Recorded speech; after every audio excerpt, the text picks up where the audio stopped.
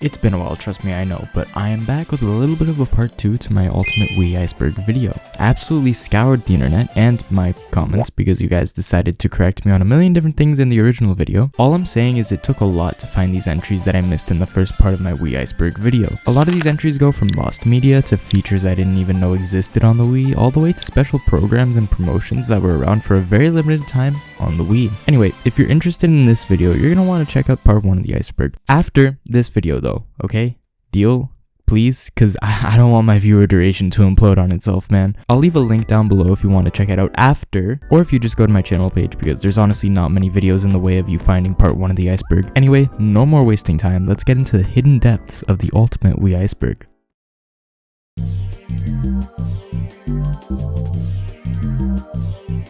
Japanese Wii Fit Demo, also known as Wii Fit Taikenban, or what it roughly translates to from Japanese to English, Wii Fit Trial Version, is an obscure Japanese version of Wii Fit that only recently became found media. Only 6 copies of this quote-unquote game exist. What I found odd about this demo is that, well, it's a demo. Why would a demo need to feature its own box art and disc art? That just seems kinda confusing to me, considering the general consensus is that this version of Wii Fit was used in kiosks around Japan. Anyway, what the game actually includes is this neat little title screen, which is notable considering neither Wii Fit or Wii Fit Plus had title screens. Once you're past the title screen, the options to perform a body test or to play a handful of Wii Fit exercises appear. Nintendo handpicked 3 exercises of each category for this demo. It's unknown if these were earlier final versions of the exercises. One question I'd want answered is if this disc features any form of time limit. As unveiled in part 1 of my Wii Iceberg, we found that Nintendo initially planned for certain channels to have time limits.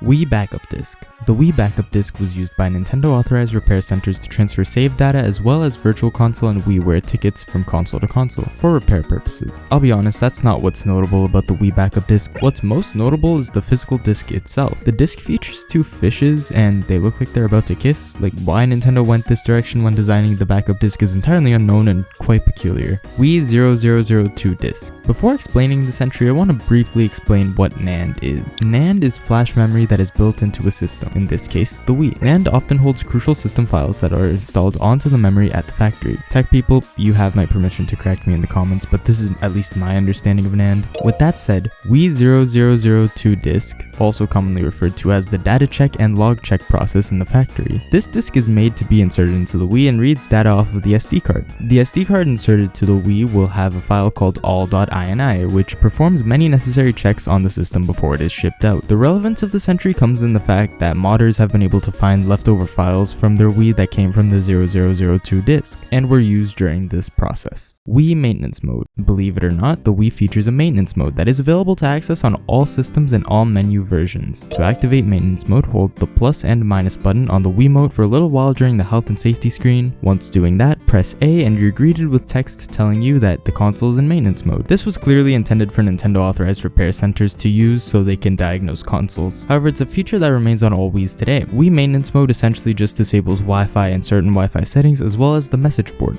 Internet Browser Flash Games. The Wii Internet Browser is known for 2 things, being really bad and being used to hack the Wii. However, from the release of the Wii all the way to this day, the Wii can be used to play certain Flash games. Looking through the comments of part 1 of my Wii Iceberg, I found that many people were first exposed to Flash games through the Wii Internet Browser, paired with a USB keyboard, or even just the Wiimote. Fast forward to 2023 and sites such as WiiNet.xyz are being made and actively maintained today. The point of WiiNet is not only to provide Flash games to this god-awful web browser, but also some cool websites as well as a YouTube media player. Wii Gifting. The Wii surprisingly featured gifting for Virtual Console and WiiWare titles. I was so shocked to hear about this. There's barely any mention of it online, let alone footage. It turns out that this has been a feature forever. I mean, Nintendo never even hid this from us. They made an official article on it. This feature was announced on December 11th, 2007 in a Wii message board letter from Nintendo where it states the following. The Wii gifting feature allows you to buy games for your friends and family and to gift certain games to them right from your Wii Shop channel. To learn how to use this feature, go to http://nintendo.com/wii/channels. Also, before anyone asks, I checked and this URL no longer works, unfortunately. Wii Speak. Something that's relatively known about, but for some reason I just completely excluded it from part 1 of the Wii Iceberg. Wii Speak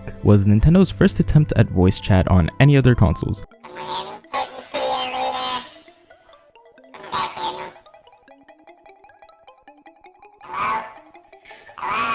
Although to be honest, 15 years after Wii Speak, and Nintendo still quite hasn't gotten it right. This accessory was designed to be placed above the TV in order to pick up your voice and to project the voice of those in call from the Wii Speak speaker. This was done in an attempt to keep children safe while using the device. You know, by making it so the voice from the people on the call can be heard by everyone in the room and stuff. This accessory received very limited use, only appearing in 6 Wii games: Animal Crossing City Folk, The Conduit, Endless Ocean, Blue World, Monster Hunter Tri, Wheel of Fortune, and Jeopardy, as well as receiving its old channel dubbed the Wii Speak channel that was available if you owned the peripheral. Wii Wi-Fi Connection Ambassador Program. This was a Nintendo reward program that ran from October 2009 to November 2012, available across Europe and Australia. This promotion was created to incentivize having people connect their Wiis to the internet, which was something Nintendo heavily pushed at the start of the Wii's lifespan. Once connected to the internet, both parties would receive 500 Wii points, which is about $5 real, just, you know, in Wii points. Connection ambassadors were given a limit of only 20 Wiis that they could connect to the internet before the 500 Wii point incentive would stop being given out. In order to receive the Wii points, the connection ambassador would have to type in the Wii number of the person who was helped in this neat, unique menu that was made specially for this program, and vice versa. Once done,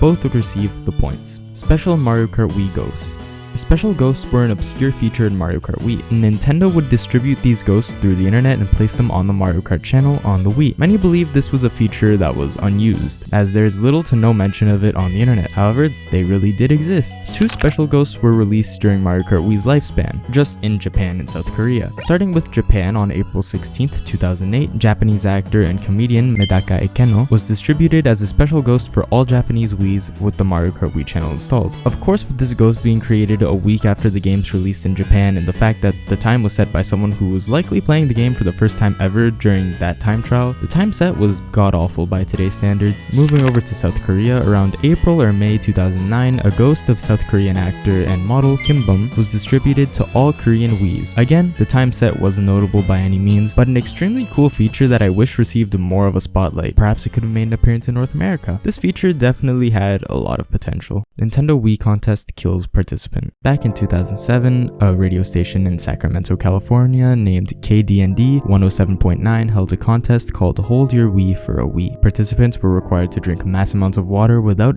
exposing of it naturally. The last person standing would win a new Wii console. A while after leaving the contest in the top 5, Jennifer Strange, a 28-year-old participant, died from water intoxication later that evening. She had reportedly consumed approximately 2 gallons of water in such a short period of time, eventually leading to her unfortunate death. The incident had led to a wrongful death lawsuit being filed against the station and their employees by Jennifer's family. The jury had ruled in favor of Jennifer's family. As a result, they had received $16.5 million in damages. The Federal Communications Commission then went on to revoke the station's license, and KDND was eventually shut down shortly after the matter. My condolences to Jennifer and her family. Honestly, I was debating if I even wanted to keep this entry in, considering it's such a dark topic for my channel, but yeah. Now you know. Starlight Fun Center story. While looking through the comments of part 1 of my Wii Iceberg, I found a story someone had left regarding the Starlight Fun Centers that were discussed in that video. Shout out Sir Ash and Woods for their account of this. It goes as follows. I remember playing with something like the Starlight Fun Center pictured you shared. While I was younger at least. It was all way back when the N64 was still somewhat new and popular. I got sick often as a kid and had to stay within hospitals often. The hospital I went to had 2 general use N64 stations that had 3 games. Donkey Kong 64, Mario Kart 64, and Pokémon Stadium, and 2 one-game stations on a different floor for the kids who were in recovery. My hospital had Pokémon Snap and Pokémon Stadium too. It was comforting. A dim space with 2 comfy chairs surrounded by curtains for others to know if the stations were in use or not, plus a place to hang objects on a shelf with games to choose from for the general use ones. Meanwhile, the one-game ones were made to look like arcade machines, to make the child feel like they weren't in the hospital and instead just having a fun day out with a parent or guardian. Mii Gun Game. I'm sorry, that's a crazy transition from last entry. Anyway, yeah, there's a Wii game out there featuring Miis holding literal guns. How Nintendo gave this the green light is beyond me, considering they didn't even include Miis as fighters in Smash Bros. Brawl due to potential online bullying concerns and malicious intent. Regardless, in this awful WiiWare game, Drill Sergeant Mind Strong, during the Focus Training Hell March, your Mii can be seen wielding a gun. I just find this one really peculiar, honestly. Like, this is such a strange sight to see on any official Wii game, but yeah, it exists, I guess. Wiimote technology used in military combat robots. Yeah, I mean, I really don't have anything else to say about this. There's literally an NBC article about this featuring the headline,